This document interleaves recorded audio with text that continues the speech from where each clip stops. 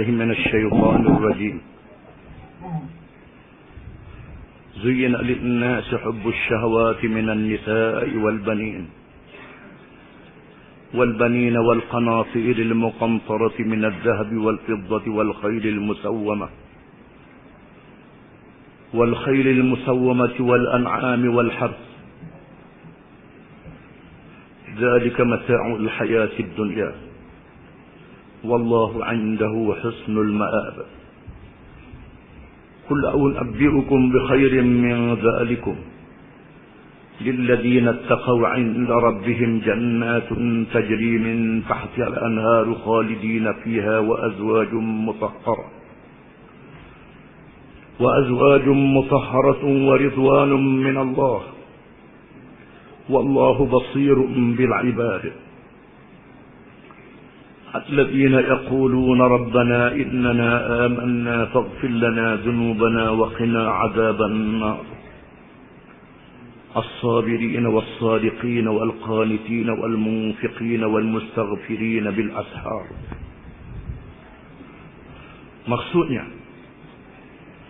dihiaskan dan dijadikan indah kepada manusia kesukaan kepada benda-benda yang diingini nafsu, yaitu perempuan-perempuan dan anak pinak, harta benda yang banyak berpikul-pikul dari emas dan perak, kuda peliharaan yang bertanda lagi terlatih, dan binatang-binatang ternak, serta kebun-kebun tanaman. Semuanya itu ialah kesenangan hidup di dunia. Dan ingatlah, pada sisi Allah ada tempat kembali yang sebaik-baiknya, yaitu syurga.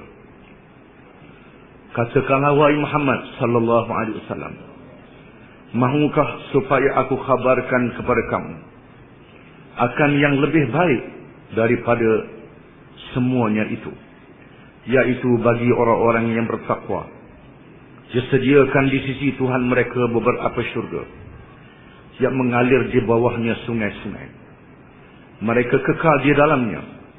Disediakan juga pasangan-pasangan isteri-isteri yang suci bersih, serta keredaan dari Allah.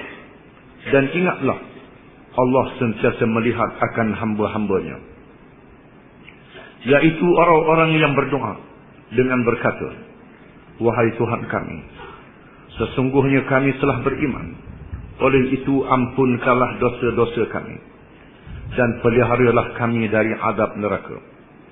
Dan juga orang-orang yang sabar dalam menjunjung perintah Allah, dan orang-orang yang benar perkataan dan hatinya, dan orang-orang yang sentiasa taat akan perintah Allah, dan orang-orang yang membelanjakan hartanya, yakni pada jalan Allah, dan orang-orang yang beristighfar, yakni memohon ampun pada waktu sahur. Setelah dibaca dalam ayat-ayat yang lalu berkenaan dengan perbezaan antara orang-orang yang beriman dengan orang-orang yang kafir. Dan orang-orang yang beriman itu janganlah duka cita dengan harta benda, kekayaan dan kekuatan zahir yang ada pada orang-orang kafir.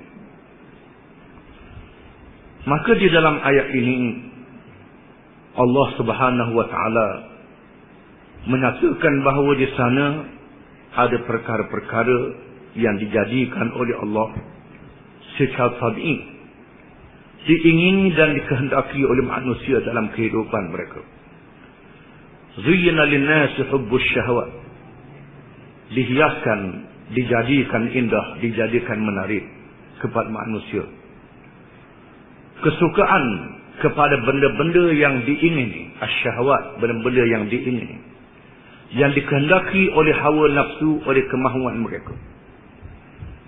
Minan nisa, daripada perempuan-perempuan. Wal banin, anak-anak. Perkara yang pertama yang diingini oleh manusia ialah perempuan-perempuan. Oleh kerana ia merupakan perkara dunia yang sangat menarik, maka di sana ada hadis yang memberi amaran dan memberi batas sempadan dalam perkara yang menarik ini. Berhubung dengan perempuan, sabda Rasulullah sallallahu alaihi wasallam, "Ma taraktu ba'di fitnatan adarru 'ala ar-rijali minan nisa." Yang bermaksud, tidaklah aku tinggal selepas aku fitnah yang paling mudarat kepada orang lelaki daripada perempuan. Di mana oleh kerana perempuan ini menarik hawa nafsu lelaki. Bukan sahaja lelaki menarik hawa nafsu perempuan, tetapi kebiasaannya lelaki lebih menarik kepada perempuan. Sekiranya tidak dikawal dengan cara yang baik, maka akan membawa mudarat, membawa kemusnahan, membawa kepada yang haram. Sama ada melakukan zina ataupun menjual agama dengan harga yang murah dengan perempuan, dengan hawa nafsu. Di mana keinginan ini dijadikan oleh Allah Ta'ala kepada manusia mengandung hikmat yang besar. Dan di sana ada ayat dan hadis-hadis yang mengatakan, sekiranya kita menggunakan nikmat Allah itu dengan cara yang baik, maka menjadi pahala yang sangat besar, menjadi jambatan kebahagiaan di hari akhirat. Bukan sahaja kenikmatan di atas dunia. Di antaranya peraturan yang dinyatakan oleh Rasulullah sallallahu alaihi wasallam, petunjuk yang jelas. Ad-dunya mata' wa khairu mata'iha al-mar'atu as-salihah. In nazara ilaiha sarrathu wa in amaraha ata'athu wa in ghaba anha hafizathu fi nafsiha wa malihi. Yang bermaksud, dunia merupakan perkara yang menarik, dan yang terbaik yang menarik itu ialah perempuan yang soleh, perempuan yang salihah, perempuan yang baik, yang beragama. Yang beragama itu ialah apabila suaminya melihat kepadanya mengembirakan, suaminya tengok dia suka, gembira, tidak menyusahkan. Apabila dia suami memerintah, dia mentaatinya. Dan jika kehilangan suaminya, dia menjaga dirinya dan menjaga harta suaminya. Itu perempuan yang saleh, yang lebih baik daripada segala harta benda dunia yang lain. Bukan sahaja membawa kebaikan dunia, bahkan membawa kebaikan di hari akhirat. Sabda Rasulullah sallallahu alaihi wasallam, "Hubbiba ilayya an-nisa wa-tib wa ju'ilat qurratu 'aini as-salah." Dikasihkan kepadaku perempuan dan bauan yang harum, dan dijadikan perkara yang sangat ingin ialah kepadaku ialah sembahyang. Di mana perempuan menjadi keinginan yang dikasihi oleh Nabi sallallahu alaihi wasallam. Di antara tabiat Nabi kasih kepada perempuan. Bahkan disebut di dalam hadis bahawa Allah Taala memberi nafsu kepada Nabi sallallahu alaihi wasallam menyamai 70 orang yang lain. Namun demikian, Nabi dapat mengawal dirinya tidak mengerjakan perkara yang diharamkan oleh Allah, melakukan perkara yang diizin oleh Allah Subhanahu wa taala. Perkahwinan yang dilakukan oleh Nabi bukan untuk memuaskan hawa nafsu semata-mata. Yang terbesarnya ialah untuk melaksanakan jihad fi sabilillah, untuk menarik kaum-kaum yang lebih banyak supaya menjadi pengikut dan menjadi umatnya. Di antara isterinya ialah janda-janda persahabatnya yang syahid di medan perang.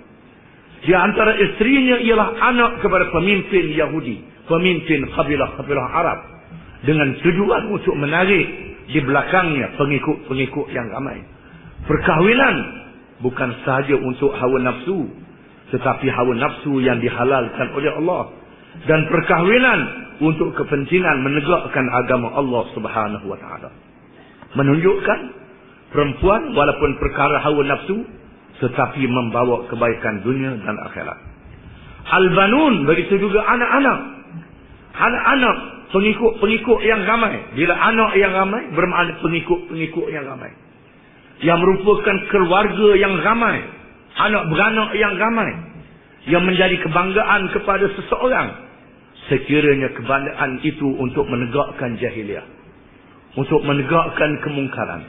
Di zaman ini untuk pengundi yang ramai, untuk menyokong perjuangan yang sesat. maka membawa keburukan.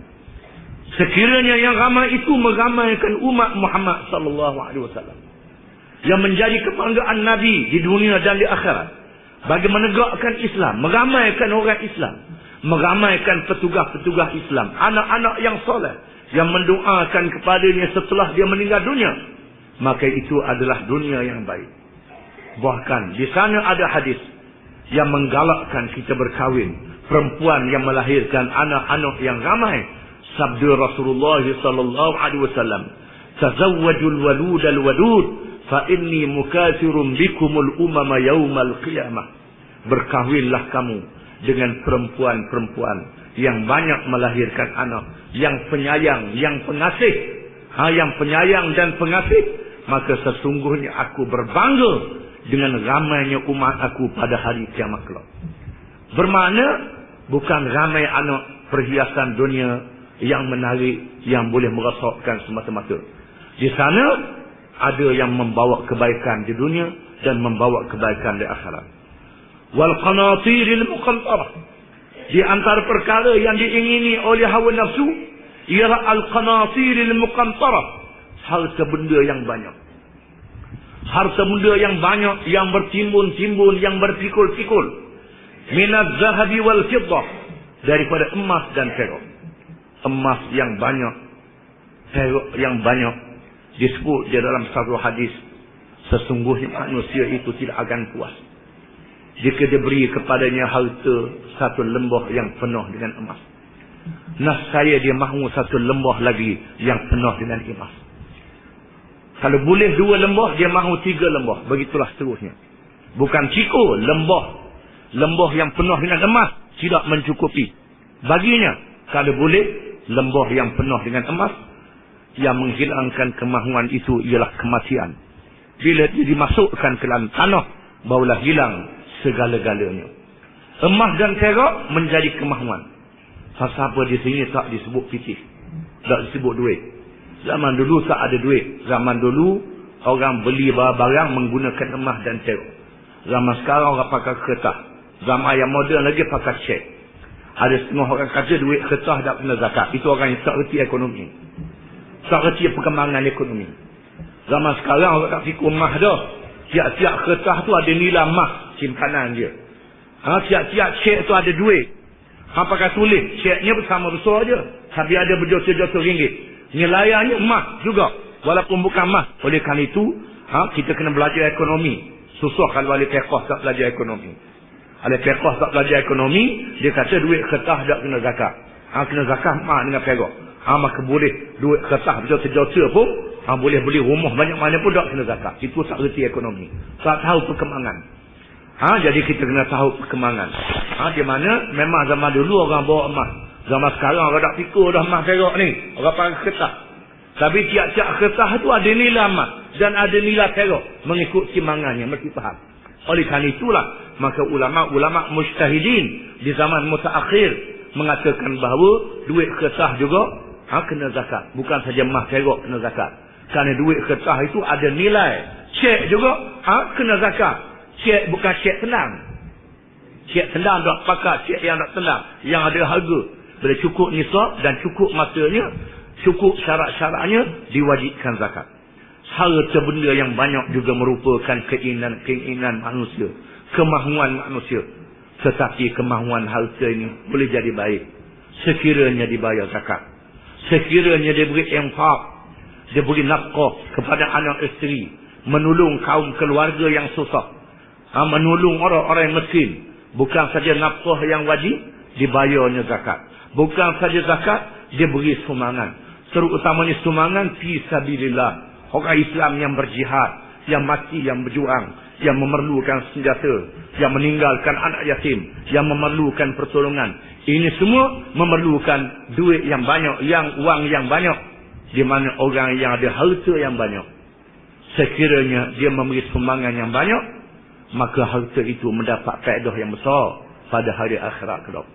Ini harta bukan sahaja perkara yang menarik di atas dunia, tetapi kalau kena cara dan peraturannya, membawa kebaikan di hari akhirat kelak. Membawa kebaikan di hari akhirat kelak. Islam tidak mengharamkan orang Islam memiliki harta, tapi ada syarat. Berkahwin, ada syarat. Ada anak, ada syarat. Iaitulah menunaikan peraturan-peraturan Islam sebagaimana yang diwajibkan oleh Allah Subhanahu wa taala. Ada peraturan yang wajib dan ada peraturan yang sunat. Yang wajib mesti ditunaikan, tak boleh letak ditunaikan. Beri nafkah beranak isteri itu wajib. Zakat itu wajib. Dan di sana ada yang sunat, ditambah dengan yang sunat. Makin banyak yang sunat, makin banyak lagi mendapat pahala yang dijanjikan oleh Allah Subhanahu wa taala. Wal khailil musawwamah. Di antara yang diminati oleh manusia ialah kuda-kuda yang dinamakan. Kuda-kuda yang dinamakan al-musawwamah. Kuda tu ada nama dia dan ada tanda-tanda dia. Kuda yang dilatih, yang pandai, yang bijak. Zaman dulu kuda adalah kenderaan yang menjadi kebanggaan. Sekarang ni orang pakai kereta. Maka kereta termasuk dalam perkara yang diminati oleh manusia. Ada orang yang kaya kapal terbang pula, helikopter pula. Itu termasuk al-khailil musawwamah. Kenderaan-kenderaan yang diingini. Di mana kenderaan-kenderaan ini dibahagikan oleh Nabi SAW kepada 3 bahagian. Kuda. Yang pertama, kuda yang diikat untuk berjuang fi sabilillah. Kuda yang diikat untuk berjuang fi sabilillah. Kuda ni dapat pahala. Tuang dia dapat pahala. Beri makan dapat pahala. Di mana Nabi kita Muhammad SAW mempunyai 7-8 ekor kuda. Dan beberapa ekor unta. Banyak untanya yang digile-gilekan. Di mana makanan yang diberi kepada kuda itu pahala. Derok kecil kuda tu pahala. Sapuh di kepala kuda tu pahala. Dapat pahala. Apabila Hajjaj bin Yusuf As-Saqafi, seorang panglima Amawiyah yang terkenal dengan zalim, yang membunuh ulama-ulama di zamannya kerana nak menegakkan kerajaan Amawiyah. Dia pengekat permulaan kerajaan Amawiyah. Di mana Hajjaj bin Yusuf bertanyakan Anas bin Malik, wahai Anas, mana molek kuda aku dengan kuda Rasulullah sallallahu alaihi wasallam?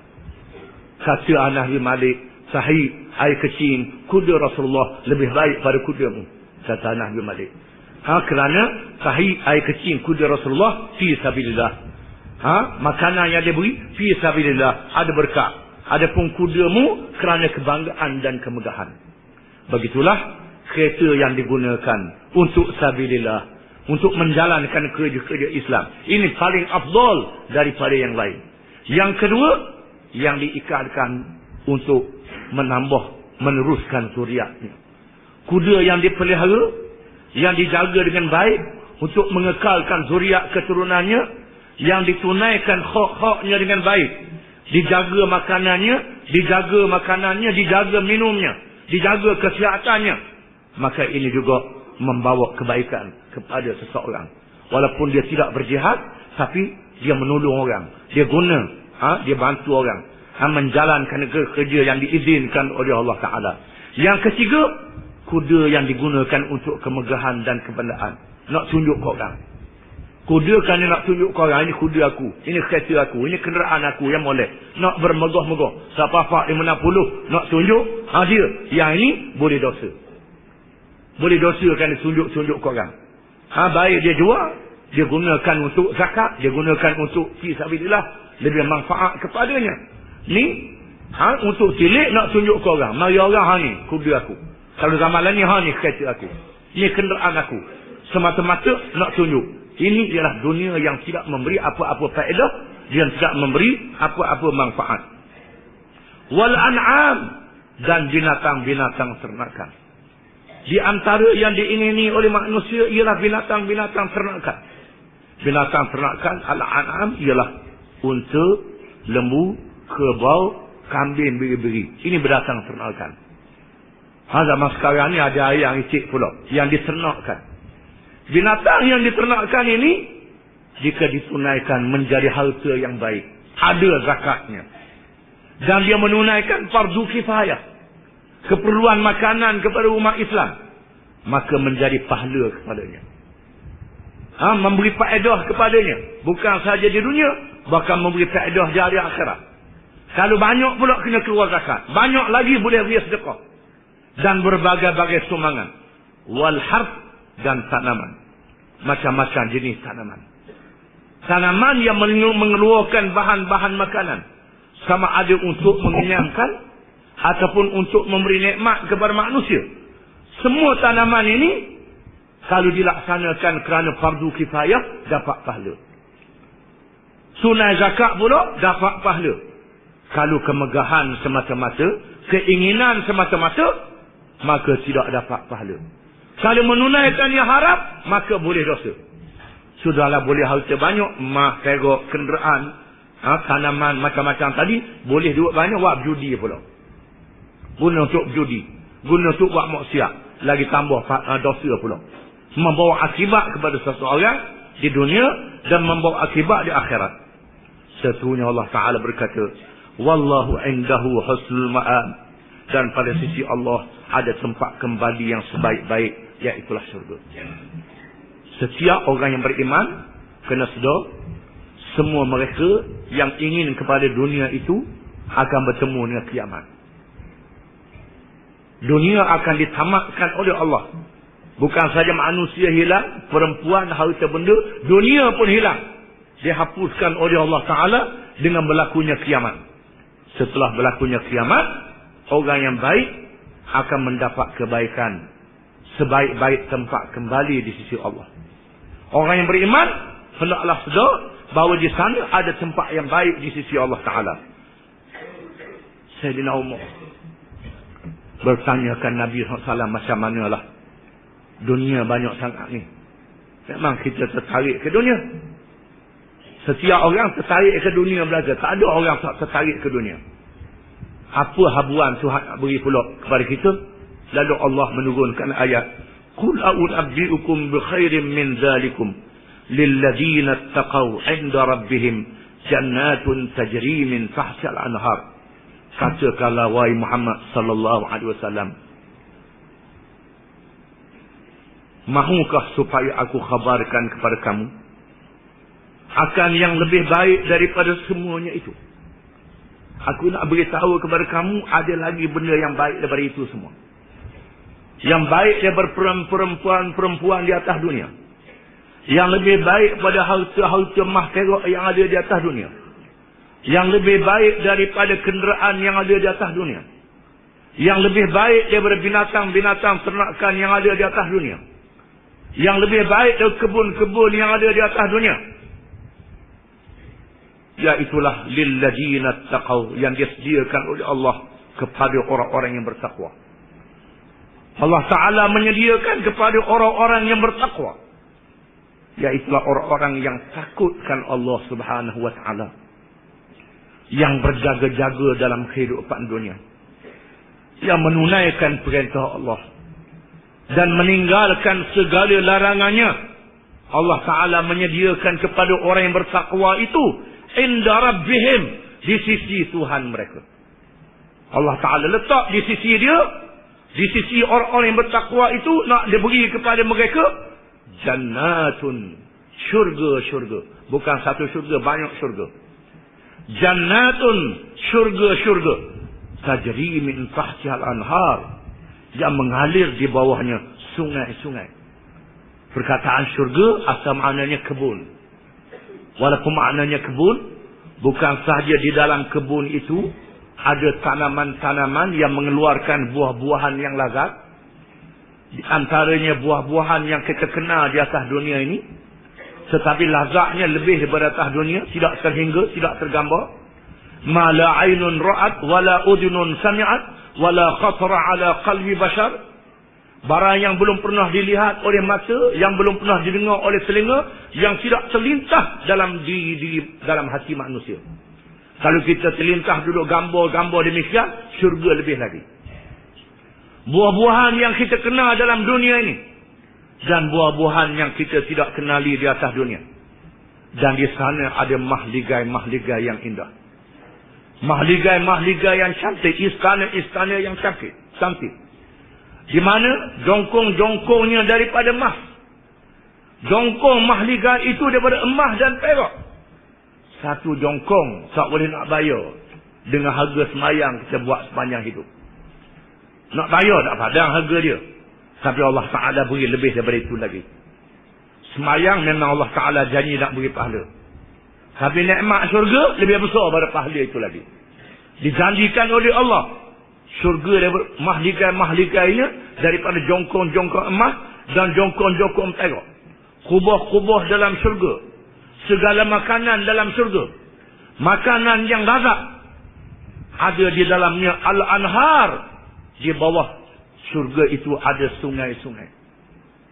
Sungai-sungai daripada air biasa, sungai-sungai daripada air madu yang dibersihkan daripada lilin. Tak ada lebah, lilin pun tak ada, tak kena kecil lebah dah. Lilin, air madu saja.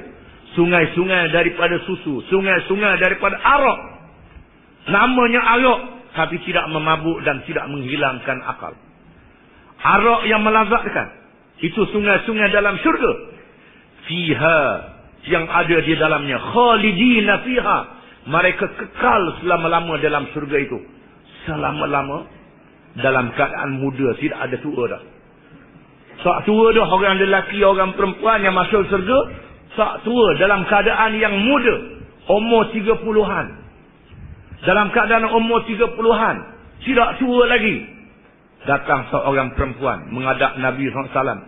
Lalu Nabi bersabda, la tadkhulul jannata ajuz. Perempuan tua tak masuk surga, kata Nabi. Lalu perempuan itu menangis di hadapan Nabi.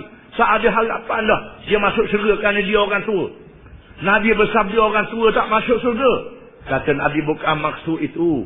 Maksud aku bila masuk surga esok, muda tak tua macam ni dah. Dalam keadaan umur 30-an. Dalam keadaan muda. Khalidin, kekal selama-lama. Tak mati. Tak mati. Makan dalam syurga, takkan peluh-peluh yang harum baunya. Itu nikmat dalam syurga. Tak ada jambang dalam syurga, tak ada. Jambang tak ada. Tak payah ada kan, tak ada kecil merah dalam syurga. Tuhan jadikan gitu. Di mana makan makanan mengeluarkan tenaga dan mengeluarkan peluh. Ini dengan perintah Allah Ta'ala. Wa azwajum mutahharah, dan isteri-isteri yang suci bersih. Isteri-isteri yang ada di atas dunia, yang masuk bersama dalam syurga bersama dengan dia. Dan bidadari dalam syurga. Bidadari dalam syurga, dia beri kepadanya bidadari dalam syurga yang suci bersih, yang suci hatinya, yang suci tubuh badannya, yang suci daripada haid dan nifas. Tidak ada haid, tidak ada nifas lagi, tidak ada kekotoran, suci dan bersih, termasuk suci hatinya. Tidak ada hasad, tidak ada dengki, tak baloh dalam syurga tu. Atas dunia ni yang baloh kabur sana kekas sini, baloh sana. Kerana masih ada perasaan-perasaan yang buruk dalam hati. Dalam syurga semua perasaan yang buruk dihapuskan oleh Allah Subhanahu Wa Taala. Bahkan kekotoran jasad dibersihkan oleh Allah Taala. Wa ridwanum minallah, dan keredaan daripada Allah. Itu yang lebih besar daripada segalanya. Yang lebih besar daripada segalanya ialah keredaan daripada Allah. Allah Taala redha. Tidak ada lagi murka daripada Allah Taala. Sebagaimana yang berlaku di atas dunia. Wallahu basirum bil ibad, dan Allah itu maha melihat akan hamba-hambanya. Allah Ta'ala maha melihatkan hamba-hambanya. Hamba-hamba yang macam mana? Yang dimaksudkan dengan hamba-hamba di situ ialah alladzina yaqulun, hamba-hamba yang berkata. Yang berkata dalam keadaan mereka berdoa, Rabbana innana amanna faghfir lana dhunubana wa qina adzabannar. Wahai Tuhan kami, sesungguhnya kami telah beriman, maka ampunilah kepada kami akan dosa-dosa kami, dan peliharakanlah kami dari azab neraka. Wahai Tuhan kami, sesungguhnya kami telah beriman. Beriman kepada Allah, beriman kepada malaikat dan kitab, beriman kepada Rasul, beriman kepada hari akhirat, beriman kepada qada dan qadar, beriman dengan setiap perkara yang disuruh beriman kepadanya. Kami beriman, wahai Tuhan. Jangan membatalkan iman dengan sedikit pun. Kalau batal iman sedikit pun, jawab dia kosong. Rukun iman 6 perkara. Kalau dia tak beriman kepada malaikat je. Habis ditolak belaka iman itu. Ataupun satu malaikat dia tak percaya. Semua malaikat percaya belaka. Jibril je tak percaya. Jahat Jibril ni. Maka batal imannya. Habis imannya. Rosak belaka. Beriman semua. Contohnya Muhammad tak percaya Nabi Muhammad. Maka ditolak imannya. Beriman dengan semua. Satu ayat je Quran. Tak terima. Ayat Tuhan kata orang curi neraka tangan. Orang ni tak percaya. Maka hapus kosong imannya. Kosong imannya. Beriman dengan iman yang sempurna. Yang dipelihara imannya daripada perkara-perkara yang membatal dan merosakkan iman. Wahai Tuhan kami, sesungguhnya kami telah beriman. Dengan makna iman yang sempurna, iman yang cukup, iman yang lengkap. Iman yang tidak dibatalkan dengan perkara-perkara yang membatal. Bukan di atas nama Datuk Harusani, di atas nama Mufti Perak. Dan menjadi juru cakap kepada semua mufti-mufti di Malaysia. Apabila mendapat laporan daripada pegawai-pegawai dalam pendaftaran negara, di sana ada permohonan daripada orang-orang Islam. Minta tukar nama daripada Islam kepada bukan Islam.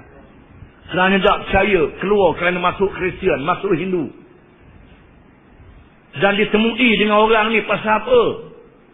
Keluar agama. Kerana dia tak tahu. Semua mak ayah dia Islam.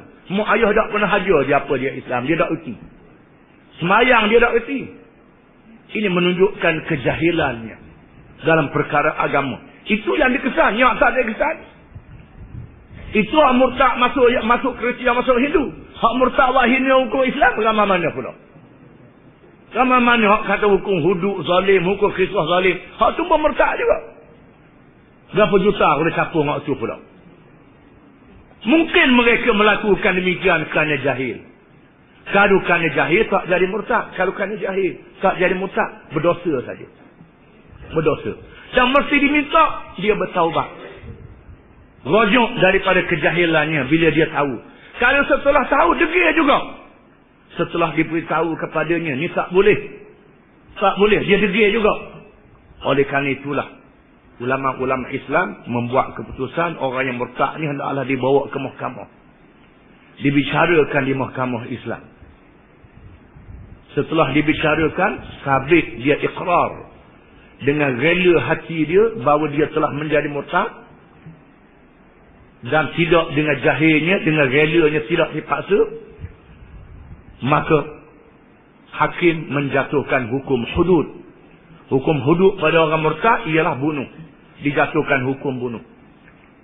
Kemudian dia beri peluang kepadanya istitabah. Iaitulah minta dia bertaubat. Minta bertaubat ni ada ulama mengatakan 3 hari. Ada ulama mengatakan beberapa hari. Ada ulama mengatakan beberapa bulan. Ada ulama mengatakan selama-lama lagi tak puas hati. Maka ditahan selama-lama sehingga puas hati pujuk dia supaya dia reti. Kalau dia murtad juga, maka dilakukan hukuman hudud. Murtad ni berkait dengan iman. Orang yang beriman ialah orang yang memelihara dirinya daripada perkara yang membatalkan iman. Di mana mereka yang beriman ini berdoa, mengaku di hadapan Tuhan, wahai Tuhan kami telah beriman. Faghfir lana adunubana, maka ampunilah kepada kami akan dosa-dosa kami. Sama ada dosa-dosa yang kecil ataupun dosa-dosa yang besar. Wa qina azabannar, dan peliharakanlah kami dari azab neraka, wahai Tuhan. Doa ini doa yang diajar oleh Allah Subhanahu Wa Taala di dalam Quran. Tuhan ajar dalam Quran supaya minta pelihara daripada api neraka. Nabi pun berdoa dengan doa ini. Ada orang tu dia mengajar tasawuf tinggi berdoa lalu. Tak boleh. Takut ke neraka ni tak boleh. Jadi hilang martabat dia. Tinggi berdoa lalu tasawuf dia sampai neraka pun tak takut. Ini tasawuf yang bercanggah dengan Quran. Yang bercanggah dengan hadis Nabi SAW. Kita kena tolak tasawuf yang macam ini. Kerana ilmu tasawuf, ilmu apa baik, tak boleh bercanggah dengan ayat Quran. Kalau bercanggah dengan ayat Quran, itu sudah jadi salah. Sudah jadi salah. Memang orang yang tinggi martabatnya, dia membesarkan Allah Ta'ala. Neraka tu kecil pada Allah Ta'ala. Takut pada Allah Ta'ala lebih besar. Itu tak apa. Tapi pada neraka kena takut juga. Kerana Allah Ta'ala sebut dalam Quran supaya kena takut. Fattaqun nar. Takut pada Allah dan takut pada neraka. Tuhan sebut dalam Quran. As-sabirin.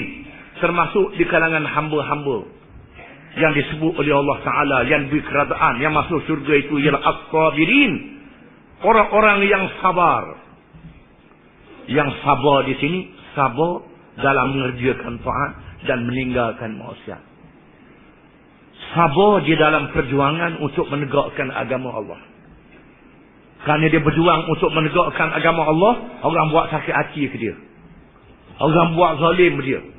Kadang-kadang dia penjara, kadang-kadang dia buang jauh, kadang-kadang diseksa, sakit, kadang-kadang mati, syahid.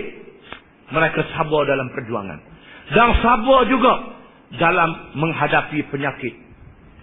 Dihinggapi oleh macam-macam sakit atas dunia ni. Maka sabar menghadapi kesakitan. Sabar menghadapi bala bencana. Berbagai-bagai bencana. Bencana yang menimpa harta benda kita. Harta benda hilang, dicuri oleh orang, dirompak oleh orang, ditipu oleh orang. Berniaga tak untung, macam-macam berlaku. Sabar dalam menghadapi ujian harta benda. Menghadapi keluarga, sabar dalam semua perkara. Wasadiqin, dan orang-orang yang benar. Yang benar pada perkataannya dan benar pada niat di dalam hatinya. Dia bercakap benar. Apa yang dia bercakap tak pelawak, benar. Hati dia pun benar dengan Allah Ta'ala. Kalau dia bercakap nak ke Islam sungguh, bukan pelawak. Kalau dia bercakap dia nak buat satu perkara yang berkait dengan Islam, dia sunnah sungguh. Sebagaimana yang dia berjanji dengan Allah Ta'ala. Ini orang yang benar. Dia berjanji kalau sihat tubuh badan dia nak mengerjakan amal yang saleh. Dia mengerjakan amal yang saleh sungguh. Masa dia sakit, kalau aku sihat, aku nak buat amal rajin-rajin. Bila sihat, buat amal rajin-rajin sungguh. Ini orang yang benar. Kalau sihat, tak buat amal, itu pelawak. Itu bohong. Orang yang benar hatinya dengan Allah Ta'ala. Termasuk benar hatinya ialah orang yang ikhlas kepada Allah Ta'ala. Yang ikhlas, dia buat ibadat kerana Allah Ta'ala, bukan kerana lain. Ibadat dia benar sungguh, bukan ibadat pelawak. Dia semayang, dia puasa, dia zakat, dia haji kerana Allah Ta'ala, bukan kerana lain. Benar pada niat hatinya. Wal qanitin, dan orang-orang yang sentiasa taat. Yang sentiasa mengerjakan taat. Taat di sini menunaikan perintah Allah dan meninggalkan larangan Allah Subhanahu wa taala. Perkara yang diperintah yang wajib ditunaikan mengikut rukun-rukun dan syarat serta adab-adabnya. Ditambah pula dengan mengerjakan perkara-perkara yang sunat. Perkara yang digalakkan oleh Allah Ta'ala walaupun tidak wajib. Termasuk juga yang patuh di dalam mengerjakan meninggalkan perkara yang diharamkan oleh Allah Ta'ala. Yang Allah Ta'ala haram, ditinggalkannya. Yang diharamkan oleh Allah Ta'ala, ditinggalkan. Ditinggalkan yang makruh. Walaupun perkara itu makruh, tak jadi dosa, ditinggalkan juga. Itu lebih baik lagi. Buat benda yang diharuskan oleh Allah Ta'ala. Benda yang tidak harus, yang haram dia tak buat. Inilah orang yang taat, yang patuh kepada perintah Allah Subhanahu wa taala. Wal munfiqin, dan orang-orang yang membelanjakan hartanya. Yang membelanjakan hartanya pada jalan Allah, yakni jalan yang diperintah oleh Allah Taala. Yang dicerangkan dulu, membelanjakan kepada kaum keluarganya, ibu bapaknya, kaum keluarganya yang susah, menunaikan zakat, membelanjakan harta bendanya dengan memberi sedekah. Sedekah yang disunatkan, yang digalakkan oleh Allah Subhanahu wa taala. Sumbangan yang digalakkan oleh Allah Taala. Bila dia ada harta, dia menunaikan syukur bernikmat harta yang diberi Allah, yang membelanjakan hartanya. Wal mustaghfirina bil ashar, dan orang-orang yang beristighfar, memohon ampun pada waktu sahur. Waktu sahur ialah waktu yang diperkenankan doa. Disebut di dalam hadis qudsi, bahawa Allah Ta'ala turun ke langit dunia pada 1/3 yang akhir daripada malam. Lalu Allah berfirman, adakah siapa yang berdoa, aku perkenankan doanya. Adakah siapa yang beristighfar, aku terima istighfar permohonan minta ampunnya. Allah Ta'ala turun ke langit dunia. Turun ke langit dunia. Disebut dalam hadis itu Allah Ta'ala turun. Turun macam mana? Turun yang layak dengan Allah Ta'ala. Allah Ta'ala dia tidak ada jauh dan tidak ada dekat. Supaya di sisi Allah Ta'ala. Dan Allah Ta'ala hampir. Ini termasuk di dalam perkara yang mutasyabihat. Perkara yang kalau orang tak faham jadi keliru. Turun macam turun lang. Macam turun kapal terbang. Tidak. Ulama-ulama salah mengatakan Allah Ta'ala turun. Turun. Kita tahu makna turun itu. Tetapi katiak turunnya kita tak tahu. Hakikatnya pada sisi Allah Ta'ala. Laisa kamitslihi syai'. Tidak ada seumpama Allah sesuatu pun. Bukan macam turun kapal terbang. Bukan macam turun burung. Tidak. Turun yang layak dengan Allah Ta'ala. Ulama-ulama khalah mengatakan turun rahmatnya.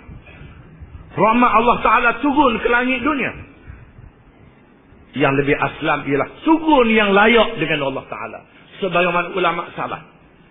Yang layak dengan kebesaran Allah Ta'ala. Allah Ta'ala turun ke langit dunia pada 1/3 yang akhir. Iaitulah waktu sahur.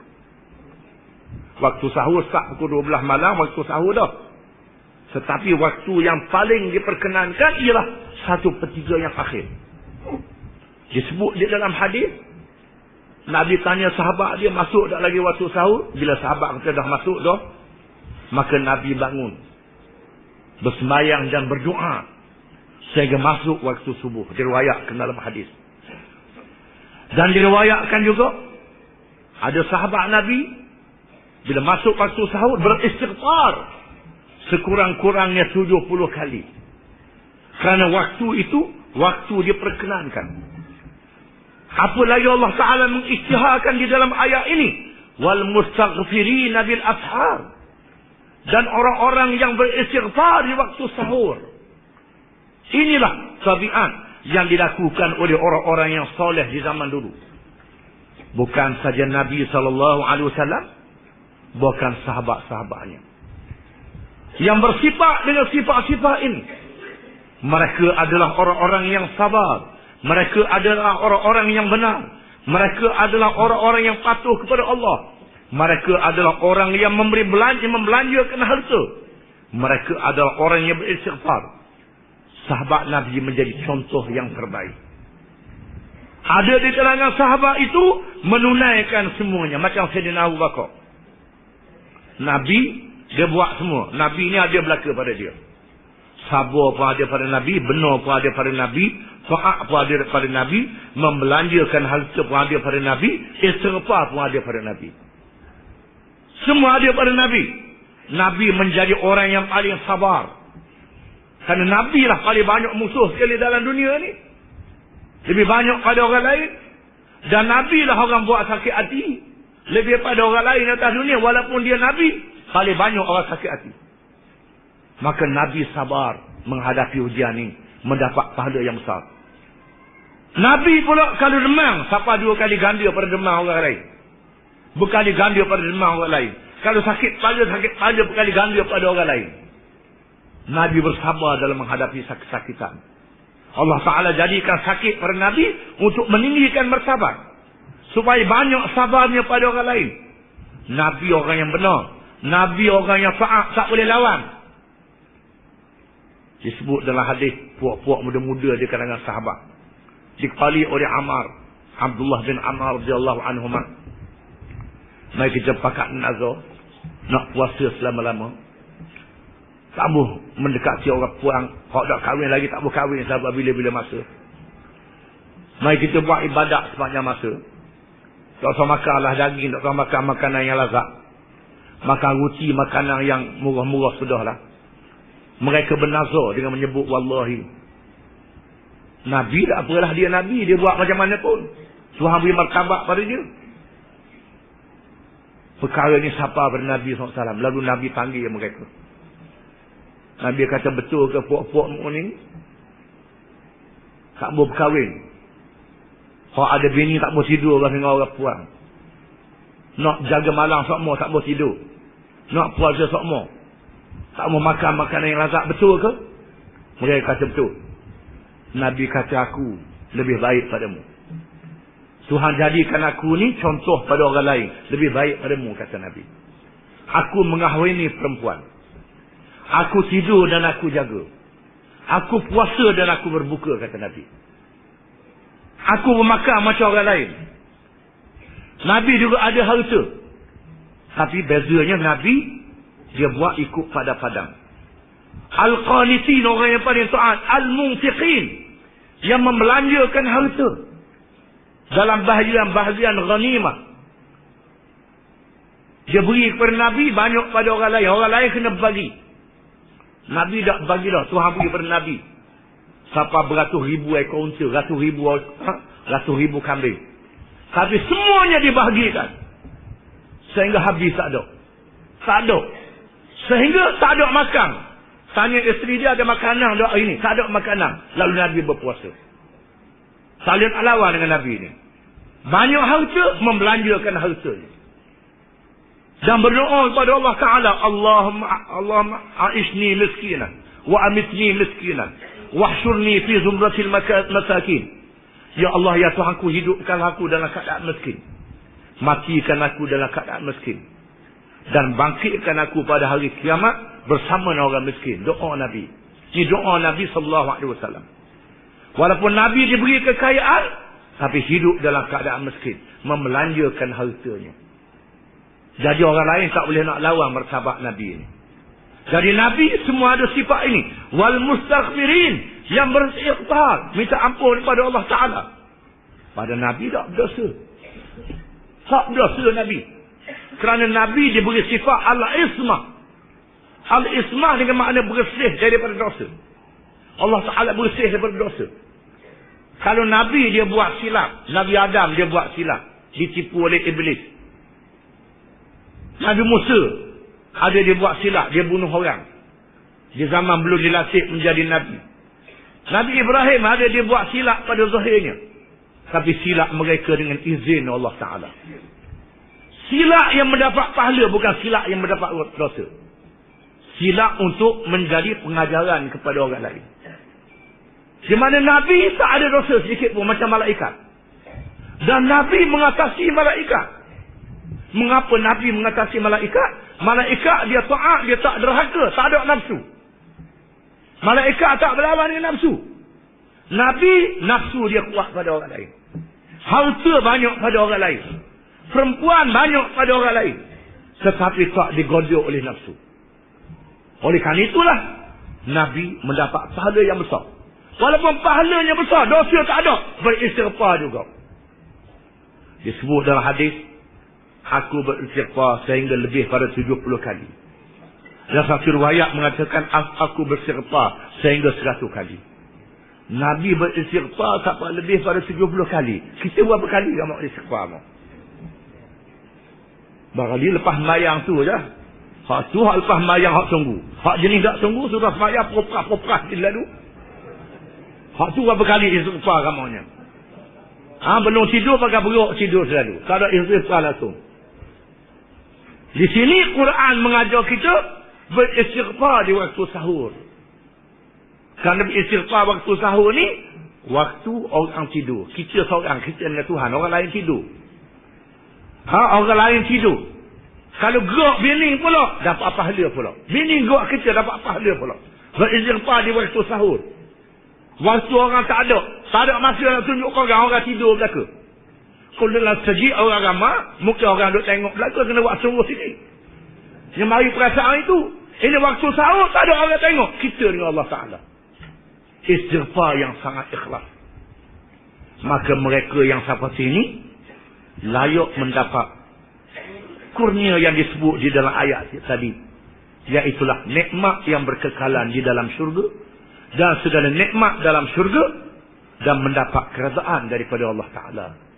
Dan kita kena untuk tolong dengan Allah Ta'ala. Dan Nabi mengajar kepada sahabat dia siap-siap lepas semayang, jangan lupa Allahumma a'inni ala zikrika wa syukrika wa husni ibadatik. Tiap-tiap sembahyang, Allahumma a'inni ala zikrika wa syukrika wa husni ibadatik. Ya Allah, ya Tuhanku, tolongkanlah aku supaya aku sentiasa berzikir menyebutmu, dan supaya aku bersyukur pada nikmatmu, dan supaya aku sentiasa beribadat kepadamu, wahai Tuhan. Di mana semua kerja-kerja ini kita tak boleh berasa sungguh kita saja, mestilah mendapat pertolongan daripada Allah Ta'ala. Bukan tiap-tiap rakaat kita sebut iyyaka na'budu wa iyyaka nasta'in, akan engkau kami sembah dan akan engkau kami minta tolong. Kena minta tolong daripada Allah Ta'ala supaya kita sentiasa di dalam mengerjakan amal kebajikan, bersifat dengan sifat yang baik, dan menjadi orang yang beristighfar, orang yang soleh, orang yang baik dengan pertolongan daripada Allah Ta'ala. Di mana orang yang menjalani hidupnya dengan kerja-kerja yang baik di masa sihat, dia beri kepadanya pahala itu di masa dia sakit. Kalau orang tu masa dia sihat, dia sentiasa beribadah, sentiasa buat baik, tiba-tiba jatuh sakit. Jatuh sakit tak boleh nak buat dah. Maka dia sabar pada masa sakit, dan dia beri pahala kepadanya apa yang menjadi amalan dia pada masa dia sihat. Inilah kelebihan menjadi orang Islam dan menjadi orang yang beriman. Wallahu a'lam.